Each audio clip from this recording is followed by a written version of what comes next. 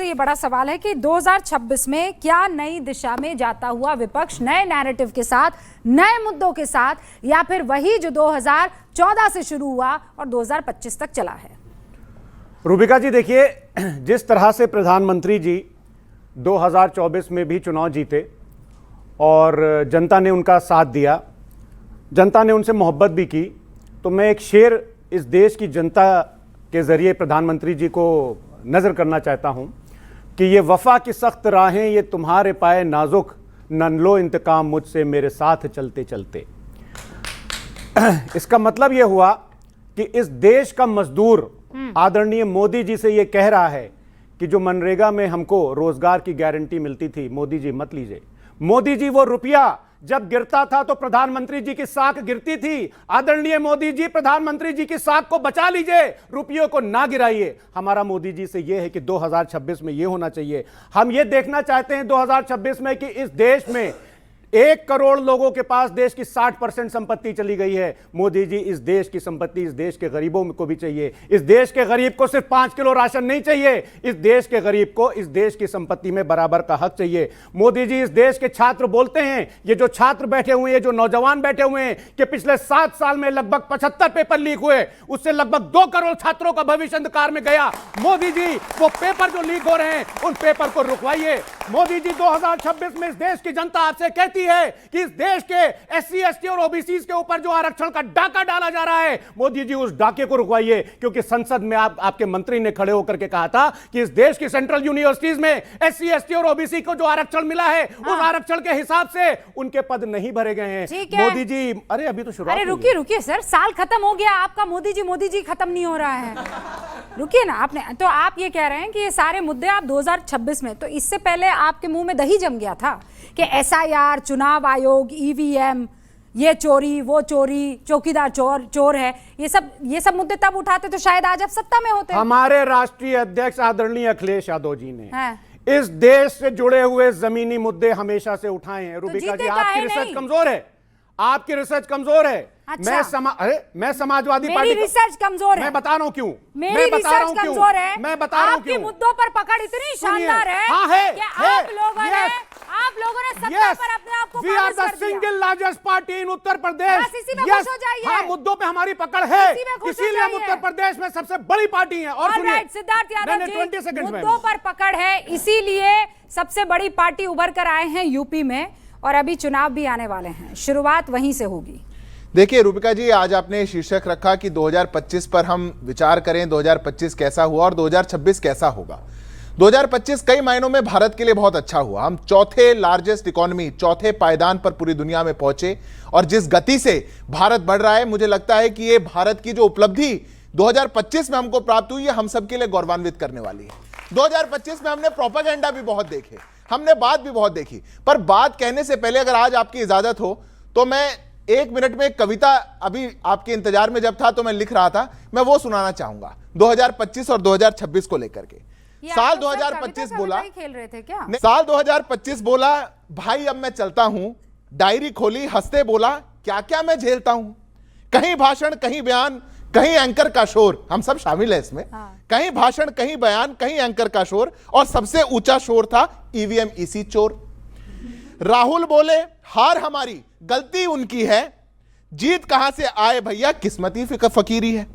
पूछा जनता ने, नेता हो या ट्विटर योद्धा, पूछा जनता ने, नेता हो या ट्विटर योद्धा, बोले पहले आयोग सुधारो फिर देखेंगे मुद्दा।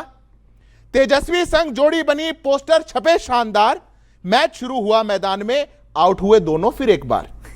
पहला ओवर पहली गेंद, पहला ओवर पहली गेंद, सपना हुआ हाफ, जनता बोली ये तो निकले स्लो मोशन स्टाफ।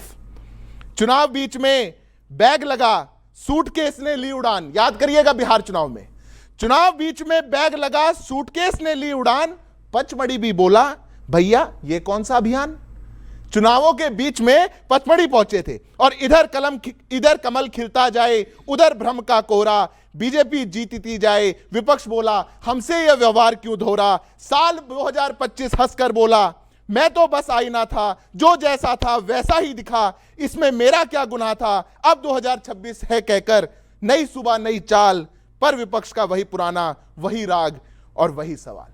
ये 2025 का जो पूरे साल भर एक ही प्रोपेगेंडा, पूरे विपक्ष का एक ही एजेंडा, एक ही हमारी संवैधानिक संस्थाओं के ऊपर आक्षेप और एक ही देश के अंदर नेता के द्वारा आरोप और प्रत्यारोप की राजनीति, मुझे लगता है कि कहीं ना कहीं हमारे देश के संवैधानिक संस्थानों को कमजोर करने का काम किया। पर मैं देश की जनता का आभार देता हूं कि आदरणीय प्रधानमंत्री जी के हाथों को मजबूत करते हुए 2025 में जैसी मजबूती भाजपा को मिली है, 26 में भी वैसी मिलेगी। पूरी लंबी कविता है, आप भी कुछ लिख ही लाए होंगे मेरे ख्याल से, अब आप कव्वाली पढ़ लीजिए।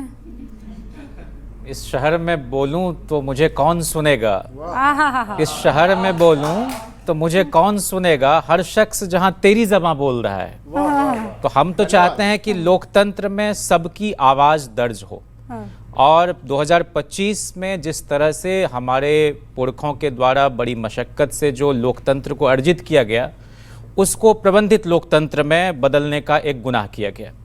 और एसआईआर किनके आदेश पर हुआ, किस तरह से हुआ, क्या प्रक्रिया है, उसको लेकर जब आरटीआई फाइल होता है तो चुनाव आयोग की तरफ से जो प्रिंसिपल सेक्रेटरी है वो कहते हैं कि नहीं, इसकी कोई जानकारी नहीं है। तो ये जो एक रहस्यमयी तरीके से इस देश को चलाने की एक प्रवृत्ति बढ़ती जा रही है, हम निश्चित तौर पर 2026 में इसका प्रतिकार करते रहेंगे। मनरेगा की बात हुई, वह निश्चित तौर पर ग्रामीण आबादी जो है, किसानों की, पशुपालकों की, मजदूरों की, उनके लिए एक राहत का सामान था। उसको आपने उसकी पूरी आत्मा को कुचल दिया। नाम हटाने में तो आपको महारत हासिल है। मैं आपसे कह रहा हूं कि बिना पुनर्वास की व्यवस्था किए हुए सिर्फ नालंदा जिले में जिस तरह से 100 से अधिक जो सबसे कमजोर दलित परिवार थे, उनका घर बुलडोजर के हवाले कर दिया गया। बुलडोजर पूरी तरह से लोकतंत्र के प्रतिकूल एक व्यवस्था है, उसकी कोई जगह नहीं हो सकती है। अगर कहीं कोई अतिक्रमण है भी तो सरकार की ये घोषित और स्वीकृत नीति है कि हम उसके रहने की व्यवस्था करेंगे। तो 2025 में हमारी हार हुई, हम उसको विनम्रता से स्वीकार करते हैं 2025 तो कि इतना बुरा रहा कि नहीं, आप खुद ही 25 पर सिमट गए। मैं आपसे कह रहा हूं कि ये लोकतंत्र जो है, लोकतंत्र में अगर समान किस्म का संसाधन उपलब्ध नहीं हो अलग अलग पॉलिटिकल पार्टी को, प्रोपेगेंडा के स्तर पर भी कोई लेवल प्लेइंग फील्ड नहीं हो, और इस तरह से सारी स्वायत्त संस्थाएं अगर हमारे खिलाफ काम करती हों, बावजूद इसके 38% लोगों ने अगर हमारे समर्थन में वोट किया है, तो हम एक एक मतदाता के प्रति बहुत शुक्रगुजार हैं। और जिन लोगों तक हम अपने, आपका झंडा बुलंद किया हुआ मैं आपसे कह रहा हूं रूबिका जी कि जिन लोगों को हम अपने नीति, कार्यक्रम, घोषणाओं से आश्वस्त नहीं कर पाए, उनका भी दिल जीतने का हम प्रयास करेंगे। और हम इस बात को लेकर बहुत ही जिम्मेदारी के साथ काम करते हैं कि विपक्ष अपनी पूरी रचनात्मक भूमिका बिहार सहित देश में निभाएगा। एक इन्होंने अभी कविता में कहा कि वो सूटकेस निकला, हवा में उड़ गया, है ना, और आपके नेता के लिए भी यही कहा गया कि जैसे ही ईवीएम से रिजल्ट निकला, उनका भी सूटकेस निकला और वो भी चले गए। देखिए, ये बात सच है क्या? इस देश में जितने तरह के लेजिस्लेशन होते हैं, अगर वो लोगों के हक में नहीं होते तो हम उसका प्रतिकार करते हैं। और एक हाउस में टेबल भी नहीं हुआ था जिस समय, कैब की शक्ल में था, नागरिकता संशोधन जो एक विधेयक पेश हुआ। अगली सुबह जेपी के प्रतिमा के आगे हम लोग बैठे और गांधी मैदान में बापू की मूर्ति के आगे हमने कॉल लिया कि इस देश में जो कहते हैं उदार चरिता नाम तू वसुधैव कुटुंबकम, तो इस आधार पर हम किसी को मेहमान नहीं मानेंगे कि कौन किस मजहब का है।